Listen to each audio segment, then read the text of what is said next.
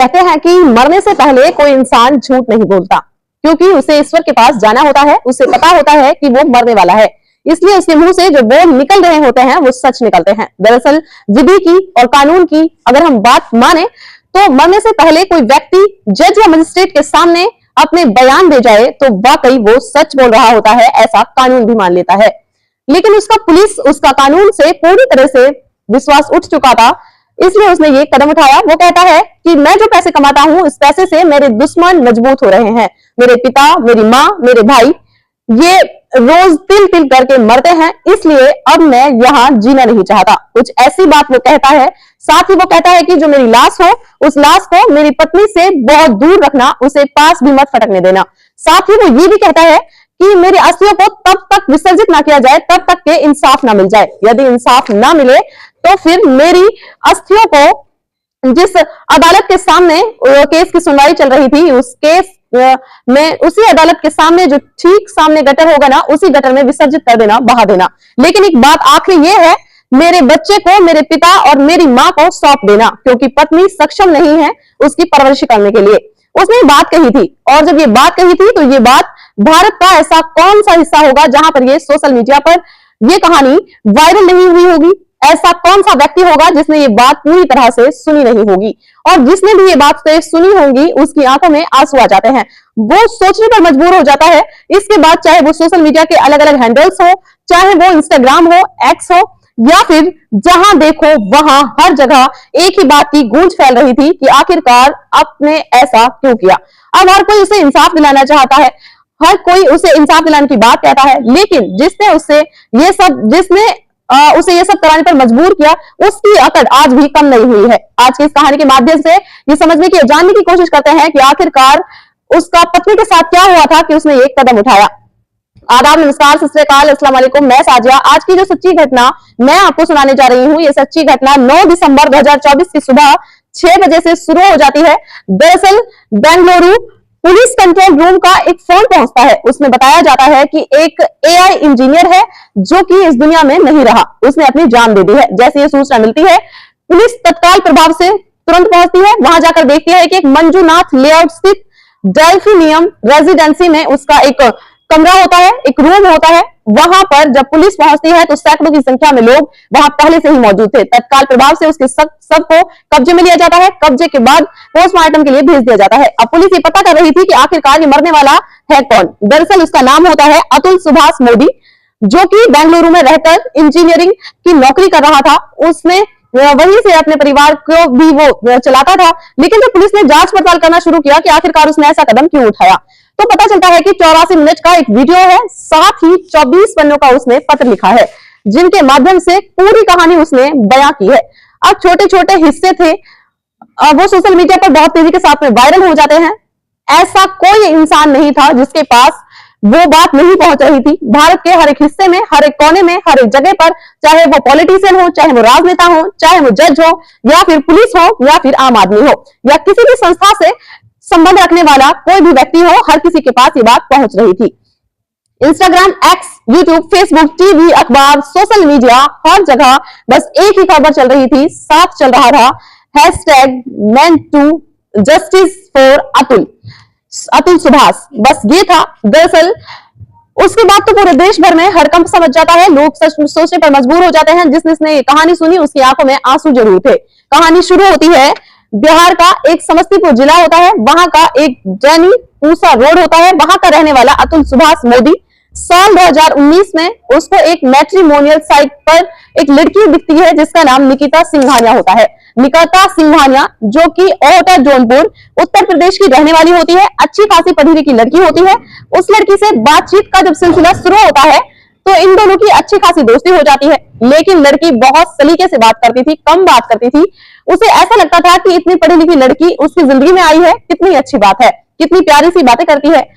दोनों की बातचीत जब होती थी तभी बातचीत के माध्यम से पता चलता है कि जो लड़की के पिता हैं, जिनका नाम मनोज कुमार सिंघानिया होता है, अक्सर बीमार रहते हैं। और फिर घर वालों को एक तरफ से प्रेशर आने लगता है कि क्यों ना इन दोनों की शादी कर दी जाए। शादी अगर हो जाएगी पिता के रहते हुए तो शायद ज्यादा बेहतर होगा।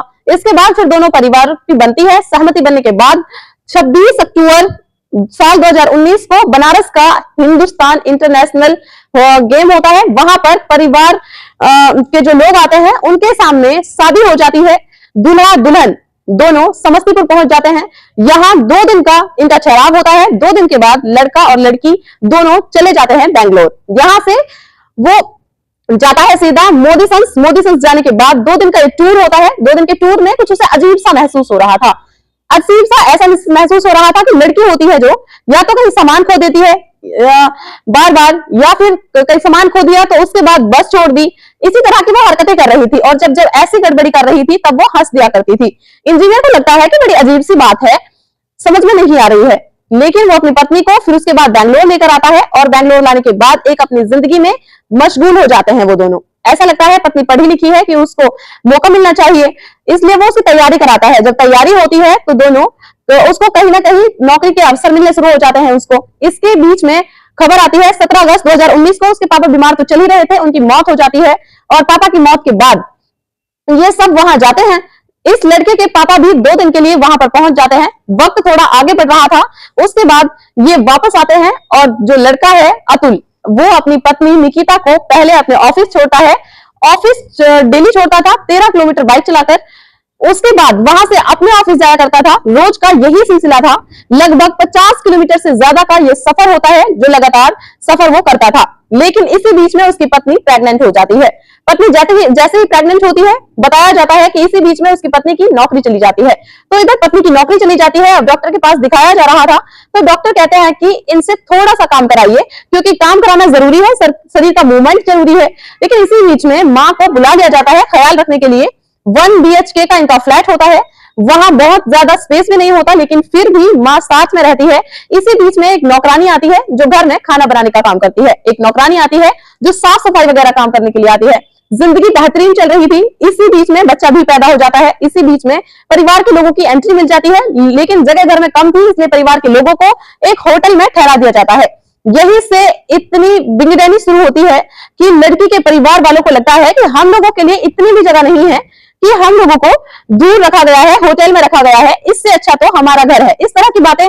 लेकिन इसी बीच में जब संबंध बहुत ज्यादा अच्छे चल रहे थे तो संबंध अच्छे होने के दौरान बताया जाता है कि लगभग 20 लाख रुपए की रकम वो लड़की अपने परिवार वालों को, यानी कि अपनी माँ को, अपने भाई को दिलवा चुकी थी। अब जैसे ही पैसे जा चुके थे तो इसी बीच में कभी ना कभी किसी न किसी बात को लेकर तकरार होना शुरू हो जाती थी। जब नौकरी चली जाती है तो माँ और बेटी की बहुत सारी बातें होती थी, छोटी छोटी बातें।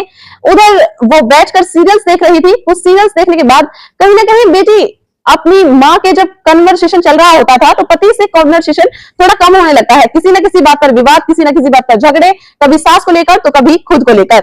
जब इस तरह के विवाद चल रहे थे तो हालात कुछ ऐसे पैदा हो जाते हैं। साल 2021 में वहां से वो चली जाती है। हालांकि उसको एक बेटा भी हो जाता है, क्योंकि प्रेग्नेंट तो हो ही चुकी थी। बेटा हो जाता है, उसकी ठीक जिंदगी जो है वो ठीक होनी चाहिए थी, लेकिन वो अपने बेटे पर ध्यान नहीं देती। इसी बीच में ये भी बात सामने आती है कि जो लड़के की माँ है पूरी वेजिटेरियन है और जो लड़के की पत्नी है वो नॉन वेजिटेरियन है। जो पत्नी है वो घर में कुछ ऐसी चीजें खाती थी जिससे माँ को ऐतराज होता था। यही लड़ाई की छोटी मोटी वजह बन जाती है और यही वजह यहाँ से अलग होने की वजह बन जाती है। ये वहां से सीधा अलग हो जाती है। अलग होने के बाद 24 अप्रैल 2022 को वो जौनपुर के सदर कोतवाली में जाती है निकिता सिंघानिया, और जाने के बाद मुकदमा अपराध संख्या 115/2022 आईपीसी की धारा 498A, 323, 504, 506, साथ ही दहेज प्रतिषेध अधिनियम की धारा 3 और धारा 4 के तहत मुकदमा दर्ज कर लिया जाता है। ये पहला मुकदमा था जो इस लड़के जो अतुल के साथ ही, उसके पिता के साथ ही, उसकी माँ के, उसके भाई के खिलाफ मुकदमा दर्ज कराया जाता है। उसके बाद तो मुकदमों की ऐसी झड़ी लग जाती है कि चाहे वो हत्या का आरोप हो, हत्या मतलब कि मैंने ये बताया कि पीछे उसके पिता बीमार रहते थे और बीमार रहने के दौरान उनकी मौत हो जाती है। तो इस लड़की ने ये भी आरोप लगाया कि मेरे पिता की जो मौत होती है वो मेरे पति के उत्पीड़न की वजह से होती है, इसलिए उनकी जान चली जाती है। यहां भी मुकदमा हो जाता है। साथ ही हत्या का प्रयास, यानी कि लड़की के साथ मारपीट भी होती है। पैसे के लिए उत्पीड़न की, लगातार दहेज के लिए इतना दबाव बनाया जाता है, 10 लाख रुपए चाहिए नहीं तो मारपीट होती थी। साथ ही लड़की के साथ अप्राकृतिक यौन संबंध भी बनाने की कोशिश की जाती थी। ऐसी घरेलू हिंसा, दहेज की जब इस तरह की 9 FIR दर्ज कर ली जाती है तब वो लड़का बेंगलोर से जौनपुर का सफर करना शुरू कर देता है। 1827 किलोमीटर का यह सफर होता है। अब जब ये दोनों पति पत्नी के बीच में विवाद, फिर एफआईआर, उसके बाद एफआईआर, नो एफआईआर जब हो जाती है, 1827 किलोमीटर का सफर तय करके वो जौनपुर पहुंचता था ताकि अदालत में जो केस की सुनवाई चल रही थी उसकी बात कर सके। लेकिन पता चला कि जज साहब छुट्टी पर है, पता चला कि लड़की नहीं आई है, पता चला कि किसी बात पर हड़ताल हो गई है। इसी तरह से लगातार वो चक्कर पे चक्कर काटना शुरू कर देता है। 2022 में पहला मुकदमा होता है, 2024 में बिल्कुल नो एफआईआर दर्ज हो जाती है। अब हर दिन उसे किसी न किसी परेशानी से, किसी न किसी दिक्कत से जूझना पड़ रहा था। अब एक दिन कुछ ऐसा होता है कि पत्नी होती है, जज साहिबा होती है, फैमिली कोर्ट की जज होती है, और इसी बीच में वो कहता है कि मैडम आप जानती नहीं कि एनसीआरपी की कोर्ट कहती है कि छोटे मुकदमे लिखवाने पर जो पति होते हैं बड़ी संख्या में अपनी जान दे देते हैं। तो पत्नी कह देती है कि तो फिर तुम पीछे क्यों हो, तुम क्यों नहीं दे देते। जब इस तरह की बात थी तो जज साहिबा जब ये बात सुन रही थी तो उसके बाद वो हंस देती है, बजाय वो ये समझाने के कि तुम इस तरह की बातें क्यों कर रहे हो। जज साहिबा हंस देती हैं। इसी बीच में वो परेशान तो रहने ही लगता है, क्योंकि बार बार उसके चक्कर लग रहे थे। वो कोर्ट से सेटलमेंट कराना चाहता था कि किसी भी तरकीब से, किसी भी तरीके से सेटलमेंट हो जाए, बात खत्म हो जाए और ये जो झगड़े बन रहे हैं वो झगड़े दूर हो जाए। एक दिन उसकी पेशदार से बातचीत हो रही थी कि पेशदार, ऐसा आरोप लगता है मीडिया में भी ये सब चीजें वायरल हो रही थी, तो पेशदार ने 3 लाख रुपए की डिमांड की थी। जज साहिबा ने शायद 3 लाख रुपए की मांग उस पेशदार के माध्यम से नहीं की, लेकिन बात नहीं बन पाई। तब सीधे सीधे जज से बातचीत जब होती है तो जज साहब, पता चलता है कि 5 लाख रुपए की डिमांड कर बैठते हैं, वो कहां से लाए इतना पैसा। वैसे ही पहले लगभग 20 लाख रुपए से ज्यादा वो दे चुका था। अब इसी बीच में लगातार पैसे, फिर आना जाना, 1800 किलोमीटर का वो सफर कम नहीं होता है, लगातार करना। जब इस तरह से चल रहा था, इसी बीच में सेटलमेंट वाली जो बात आती है, वो मेंटेनेंस की जो बात आती है, खर्चे के लिए जो पैसे मांगे जाते हैं, मांग तो की जाती है लगभग 2 लाख रुपए के आसपास, लेकिन 2 लाख रुपए नहीं। जज साहिबा की तरफ से केस में 29 जुलाई 2024 को पति को एक आदेश दिया जाता है कि आप बच्चे की परवरिश के लिए जब तक कि वो वयस्क यानी कि 18 साल तक ना हो जाए तब तक 40,000 रुपए प्रति माह आपको देने ही पड़ेंगे। अब कोर्ट का आदेश था, उसको बात माननी ही थी, अब करे तो क्या करे। इधर जो बात आती है जान देने की, तो कभी सास कह देती है तुम्हारी तो कोई खबर नहीं आई, हमने तो अखबार भी पूरे टटोल कर देख लिए। इस तरह की बातें जब छेड़छाड़ जब सोशल मीडिया पर वायरल होने लगती हैं, तब सास का भी एक अजीब तरह का रवैया सामने आता है। और इसी तरह से ये 8 दिसंबर 2024 की वो रात उसने अपनी जिंदगी की उससे अंतिम रात बना लिया। 9 दिसंबर 2024 को जब इस घटनाक्रम के बारे में लोगों को पता चलता है तो सोशल मीडिया पर ये पूरी कहानी वायरल हो जाती है। दरअसल 24 पन्नों की ये कहानी थी, साथ ही ये 84 मिनट का वीडियो होता है जिसमें छोटे से छोटे पहलुओं के बारे में बातचीत की थी, लोगों को यह समझाने की कोशिश की थी, क्योंकि पुलिस से उसका विश्वास पूरी तरह से उठ चुका था। जज ने जिस तरह उसके साथ व्यवहार किया उसको लेकर वो परेशान हो चुका था। तब वो एक कदम उठाने के लिए मजबूर हो जाता है, बेबस हो जाता है। अब इसी बीच में जब ये पूरी कहानी बन जाती है, उसके बाद फिर लड़के का जो भाई होता है जिसका नाम विकास मोदी होता है, वो बेंगलुरु पुलिस स्टेशन जाता है, वहां जाकर एफआईआर दर्ज कराता है। लड़की यानी कि जो उसकी पत्नी होती है निकिता सिंघानिया के खिलाफ, सास निशा सिंघानिया के खिलाफ, भाई अनुराग सिंघानिया के खिलाफ और चचा ससुर जो होता है सुशील सिंघानिया के खिलाफ एफआईआर दर्ज हो जाती है। हर किसी के मोबाइल में पूरी कहानी वायरल होनी शुरू हो जाती है। अब यहाँ से पत्रकारों का एक जमघट जाता है। 2-4 पत्रकार सीधा जौनपुर के उस रास्ता इलाके में पहुंच जाते हैं, जाकर वहां बातचीत करने की कोशिश कर रहे थे।